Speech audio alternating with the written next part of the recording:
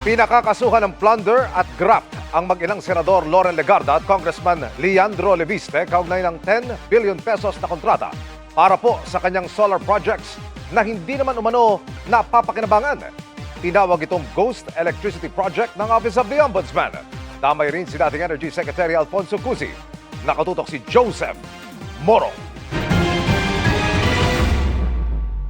Pinakakasuhan ng fact-finding team ng Ombudsman ng non-bailable o walang piyansang plunder at graft ang mag-inang sina Senador Loren Legarda at Batangas 1st District Representative Leandro Leviste.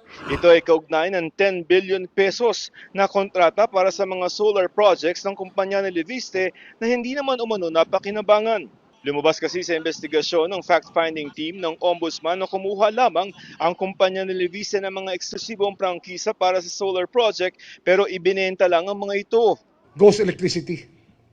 Pangako nila magpo-produce sila ng kuryente, binenta lang, kumita lang ng pera, pero hindi nila ginawa. Nakuryente lang tayo, ika nga. Sabit ng kanyang inang si Legarda dahil nakuha ni Leviste ang prangkisa noong 2019 kung kailan chairman ng Senate Finance Committee ang senadora. Ginamit niya yung kanyang posisyon para makakuha ng prangkisa yung anak niya. Hindi naman makukuha ng 21-year-old kung hindi tinulungan ng nanay niya na chairman noon ng Finance Committee ng Senado. Pinakakasuhan din ng plunder at graft si dating Department of Energy Secretary Alfonso Cusi na nakaupo sa pwesto ng mabigyan ng prangkisa si Leviste. Idadaan pa ng Ombudsman sa preliminary investigation sina Senador Loren Legarda, anak niyang si Congressman Leandro Leviste at dating Energy Secretary Alfonso Cusi para malaman kung may sapat na ebidensya para kasuhan sila sa korte. Hinihingan pa namin ng pahayag sina Legarda, Leviste at Cusi. Pero dati nang sinabi ni Leviste na walang basihan ang mga aligasyon. Joseph Morong, Nakatutok 24 Oras.